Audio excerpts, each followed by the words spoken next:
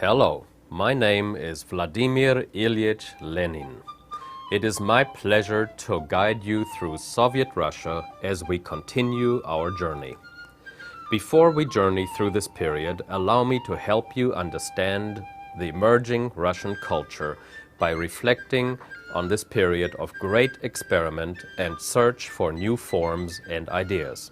In every area of art, painting, sculpture, architecture, literature, music, theater, and ballet, Russia was on the forefront, bringing to the world dramatically new concepts of beauty. For example, pioneers of modern art were Russian artists Vasily Kandinsky, Mikhail Rubel, Marc Chagall, and Kazimir Malevich. The period before the Russian Revolution was also a time of extraordinary diversity of ideas, ranging from the most conservative to the most radical and revolutionary. The press, which had enjoyed an uninterrupted growth since the time of Alexander II, was never freer. By 1916, there were 14,000 newspapers and magazines in Russia, 6,000 in Moscow and St. Petersburg alone, which reflected every shade of political, philosophical, and artistic opinion. One of the most popular philosophies became the one of Marxism. I was drawn to Marxism. What was the concept of Marxism? Marxism was based on the philosophy of Karl Marx, a German who believed that in an ideal society there would be no private property. All property would be shared and equally distributed. Wealthy landholders would give up their land so it could be divided among the peasants. Then the dictatorship of the proletariat, the poor working class, would create a classless society where no one went hungry and no one lived in luxury off the toil of others. Marx thought the working class would lead the way to change. But because the working class was so small in Russia, I added a new feature to Marxism. I believed that a small, disciplined party would represent the interest of the workers. Such a party was formed in Russia and I took command of it. It was called the Party of Bolsheviks, later known as the Communist Party. What two governments were trying to run Russia at the same time? At the time of chaos, after the abdication of Tsar Nicholas II, two power blocks emerged. One was the provisional government led by Alexander Kerensky. The other was called the Soviet, or Council of Workers' and Soldiers' Deputies. The Bolsheviks were the majority in the Petrograd and Moscow councils. Comrade Trotsky, president of the Petrograd Soviet, and I planned and executed a coup. On November 7, 1917, the Bolsheviks stormed the Winter Palace, headquarters of the provisional government. The Bolsheviks overthrew Kerensky's government at gunpoint and took power. How did the Bolsheviks manage to take over? The provisional government might have been successful under ordinary conditions, but the situation in Russia was very difficult. The provisional government had to deal with a country at war, food shortages, an empty treasury, and a frustrated people who demanded change. We Bolsheviks demanded an immediate peace with Germany, but Alexander Kerensky, the provisional government's leader, was pressured by Britain and the United States to keep fighting. Kerensky launched a new attack against Germany. However, after his forces were badly beaten, riots and demonstrations broke out in Petrograd. We used this situation to our advantage. What were the first steps of the Bolsheviks? After the provisional government was overthrown, I announced the birth of a new Russian Soviet Republic. Later that same year, the Russian capital was moved from Petrograd to Moscow, because of Moscow's more central location. A red flag began to wave over the Kremlin. Private property was abolished. All land, industry, and natural wealth became property of the state. This policy was supported by the workers and peasants. Nevertheless, there still were serious problems in Russia. Who opposed communism in Russia? Many people in Russia were opposed to communism. The result was civil war. The Russian Civil War was an additional ordeal for a country already seriously affected by World War I and a revolution. The sides were divided into the Whites and the Reds. The Reds consisted of Bolsheviks and the government, whose army was under the leadership of Comrade Trotsky. The Whites were led largely by members of the old aristocracy, who were united to overthrow me and the Bolshevik government. But they did not succeed in their 2-year struggle. Our Bolshevik government then moved to crush all possible opposition. Tsar Nicholas II and his family were seized and executed on July 16, 1918 at Yekaterinburg in the foothills of the Ural Mountains. We found this necessary because we Bolsheviks feared the imprisoned imperial family would fall into the hands of the Whites and be used to rally opposition to our regime. You might know this event through the story of Anastasia, the youngest daughter of the Tsar. Many people believe she survived the massacre, but I don't think so. By 1922, the Bolsheviks had become the Communist Party, and Russia had become the Union of Soviet Socialist Republics. I am the founder of the Soviet Union. The name of the city of Petrograd was changed to Leningrad in my honor. I died in January of 1924. After my death, a power struggle developed between Comrade Leon Trotsky and Comrade Joseph Stalin. Trotsky was the Communist Party's leading thinker, while Stalin was its chief administrator. Since Stalin was the general secretary of the Communist Party, he was able to provide jobs for many people. This helped him in his struggle with Trotsky. Stalin forced Trotsky to resign as war minister. Later, he expelled him from the party and sent him into exile.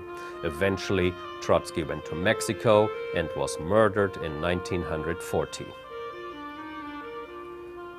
What were the goals of Stalin's first plan? By 1929, Stalin was dictator of the Soviet Union. Realizing that the Soviet Union was decades behind the Western nations in manufacturing, production, and national defense, he pushed to modernize and industrialize the Soviet Union. He proposed the first of his famous 5-year plans to guide the Soviet Union to economic health in the fastest possible time. Part of the plan was to improve industrial production by putting out 3 times the amount of pig iron, twice the amount of coal, and increasing oil production by 75%. The emphasis was on success. Failure to achieve the set quotas resulted in sensational trials with the defendants accused of sabotage, being foreign agents, or other crimes. In addition to controlling industries, Stalin also directed changes in agriculture. He forced farmers to combine their lands into huge state farms, known as sovkhozy or kolkhozy. The peasants destroyed their crops and livestock rather than give it to the state. Stalin reacted by sending those who resisted to labor camps. What is Soviet socialist realism? At that time, the Communist Party decreed socialist realism as an official art style of the Soviet Union. Official Soviet art portrayed the everyday life of common people in order to inspire workers to labor harder for the success of communism and to advance the Soviet dream of creating a communist society. The dramatic use of color, light, and vigorous brushstrokes created an original style which, according to some specialists, was reminiscent to French Impressionism. What was the Great Purge? In 1934, Comrade Stalin began a vicious purge of real and suspected opponents in the Communist Party and the Red Army. He charged that hundreds of high-ranking party members and top army officials were plotting against the state.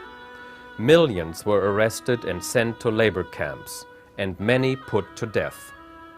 These events were known as the Great Purge. Stalin's purge took place in the 1930s, when the Nazi dictator Adolf Hitler was in power in Germany. In 1939, just a few days before the beginning of World War II, Stalin signed a treaty with Hitler in which they agreed for the two countries not to fight each other. What were the effects of World War II on the people of the Soviet Union? In spite of the treaty, in June of 1941, Germany turned on its former ally and invaded the Soviet Union.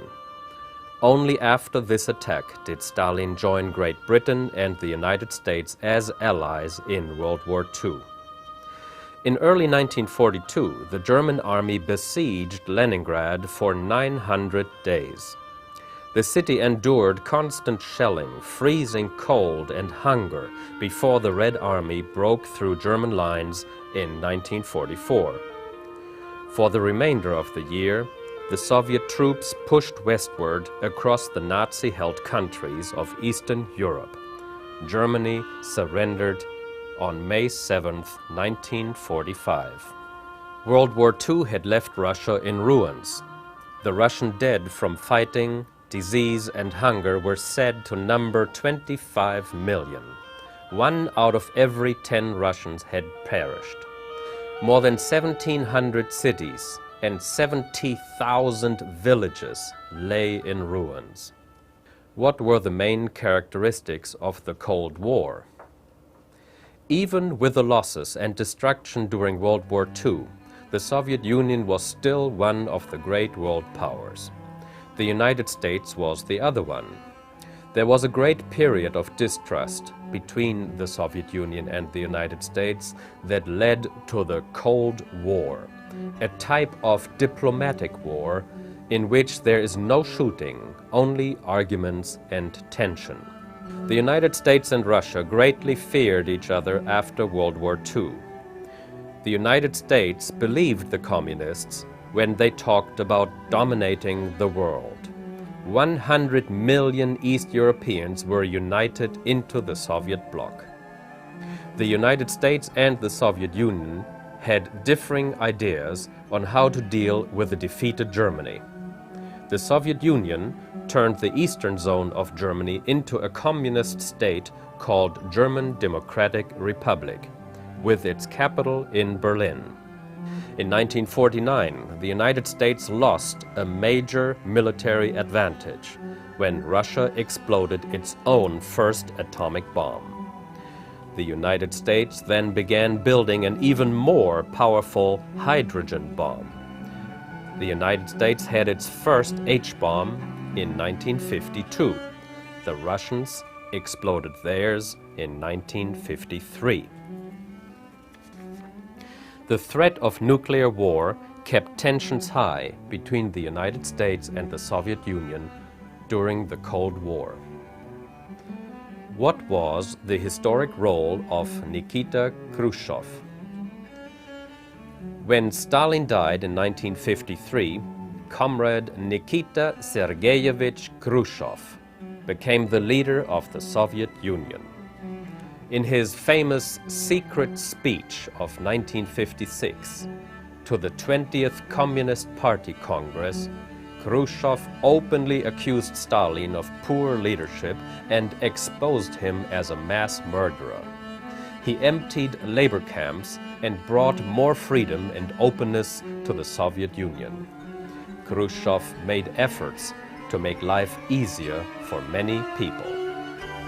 One reflection of this was a massive house-building program. What were the major firsts in Russian space exploration? The Soviets had many firsts in the history of space exploration. The Soviet Union stunned the world in 1957 when it launched Sputnik, the first spacecraft to circle the Earth. It was a sign that the Soviets were ahead of the world in missile development. Khrushchev's plan to compete technologically with the United States seemed to be working.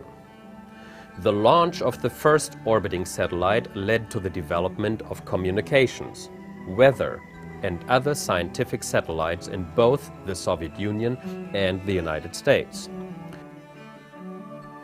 The Soviets also sent the first man into space, cosmonaut Yuri Gagarin, in Vostok 1 on April 12, 1961. He orbited the Earth for 1 hour and 48 minutes and became a world hero. The Soviets also performed the first spacewalk in March of 1965, when Alexei Leonov took a 10-minute walk in space. Later, the Russians made the first soft landing on the moon with an unmanned spacecraft. What was the Cuban Missile Crisis? For much of the post-war period, tensions remained high between the United States and the Soviet Union. The most serious post-war crisis arose in 1962, when the Soviet Union installed nuclear missile launching sites in communist Cuba. In response, the United States set up a naval blockade around Cuba to prevent the delivery of more missiles and missile parts. In a tense confrontation, President Kennedy demanded that the Soviets remove all missiles from Cuba. Tensions ran high. Would the Russian ships carrying missiles yield? The world waited and prayed. Khrushchev agreed to pull Russian missiles out of Cuba if the United States promised not to invade Cuba. Why is Khrushchev's leadership considered controversial? Although Khrushchev improved relations with Western nations and created better conditions for Russians, many of his domestic policies were not as successful. His farm program was a failure. In 1964, Khrushchev was thrown out of office and forced to retire from public life. Why is Brezhnev's leadership called the period of stagnation? Comrade Leonid Ilyich Brezhnev assumed leadership in 1964. He tried to ease the tension between the Soviet Union and Western countries. Trade between the East and the West increased. The United States and the Soviet Union also began talks to decrease the number of nuclear weapons on both sides. In 1972, they agreed to limit such weapons. The Brezhnev era was both politically and socially the most stable of all periods of Soviet history. For most Soviet citizens, the period from 1964 to 1982 was one of improving living standards, which also included free health care, education, and social security. However, a heavy price was paid for these achievements. The Brezhnev years saw a decline in the rate of Soviet economic growth. By the end of the 1970s and the beginning of the 1980s, Russia had reached the point of stagnation.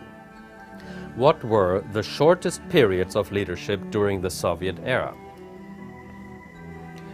Yuri Andropov provided leadership to the Soviet Union for 15 months from November 1982 until February 1984.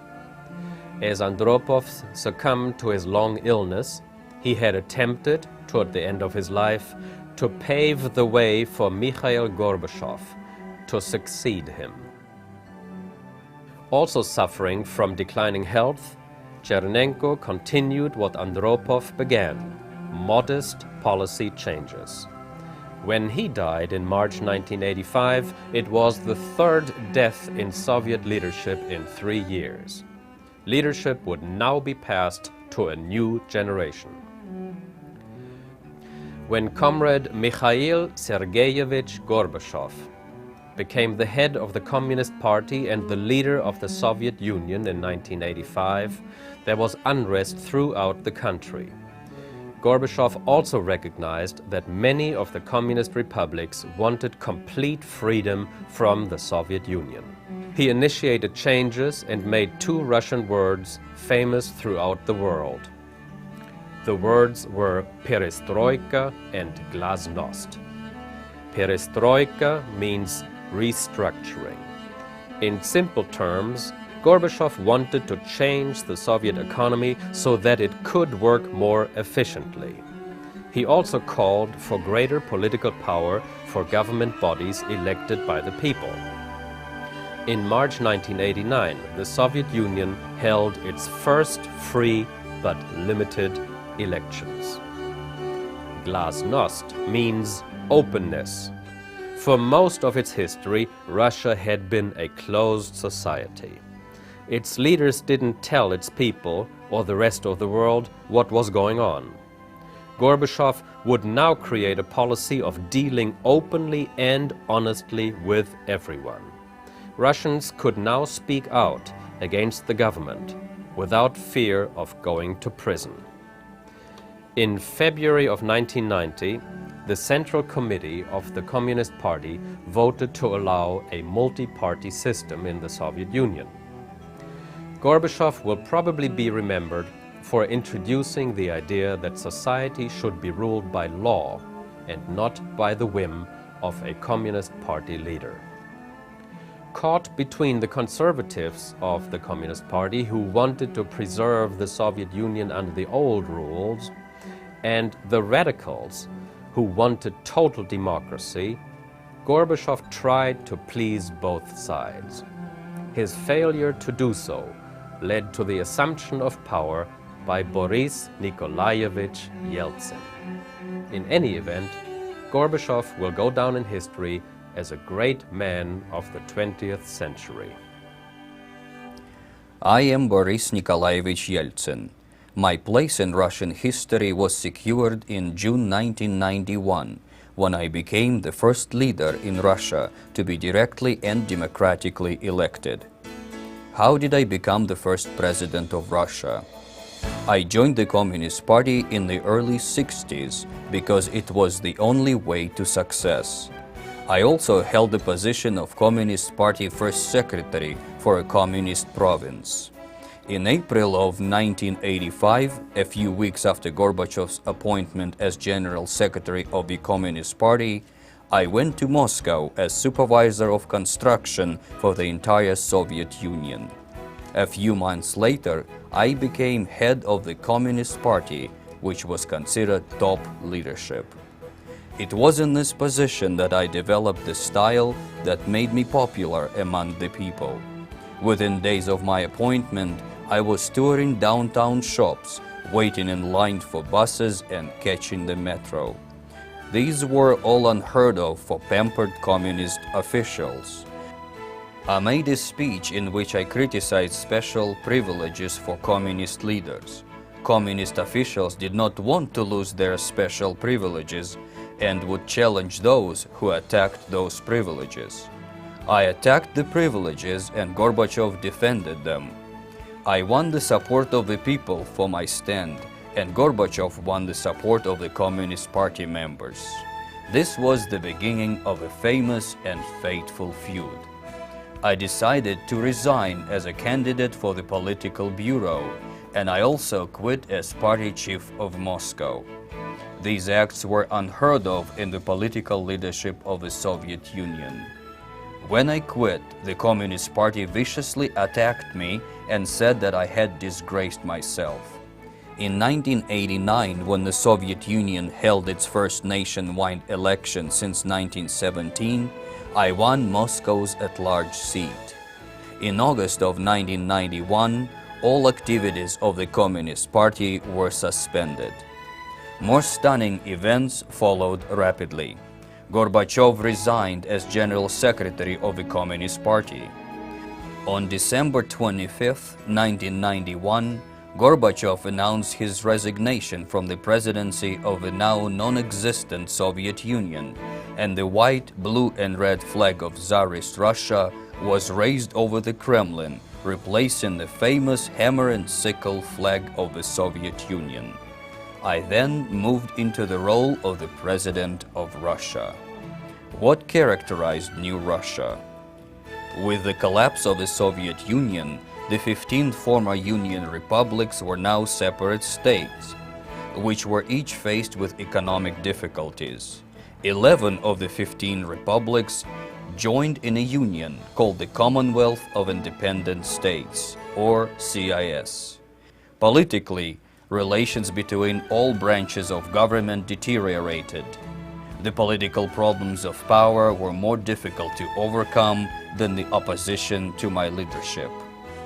While I supported and put my weight behind price liberalization, privatization, and movement to a market economy, economically it was virtually unavoidable that standards of living would get worse before they got better.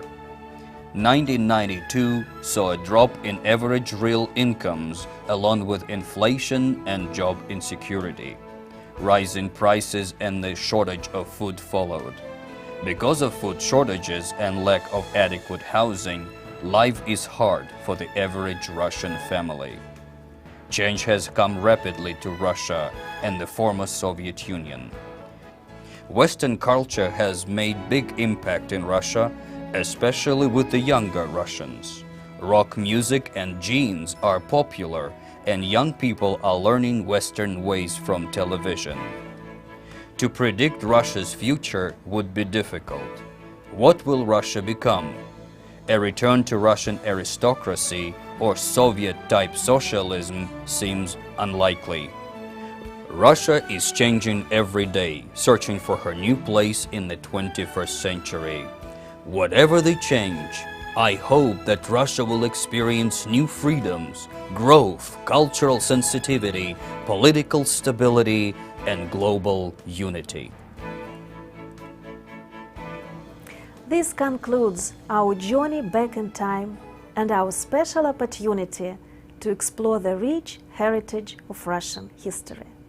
I hope you were able to answer the questions presented at the beginning of our journey. Does history help to shape culture? Or does culture make history?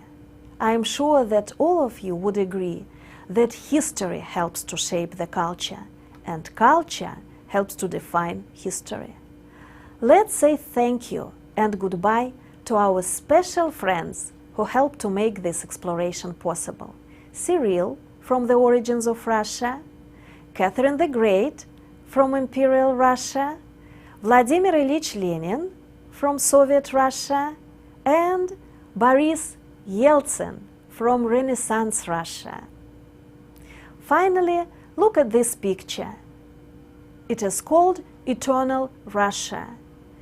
It was created by the famous modern artist Ilya Glazunov in order to celebrate 1,000 years of the adoption of Christianity. A closer look at this picture allows you to see every era of Russian history. We see its famous governmental, literary, and artistic leaders, all positioned behind the religious saints. This picture reminds us that Russia is a multifaceted culture, steeped in rich history, religion, artistry, beauty, and change.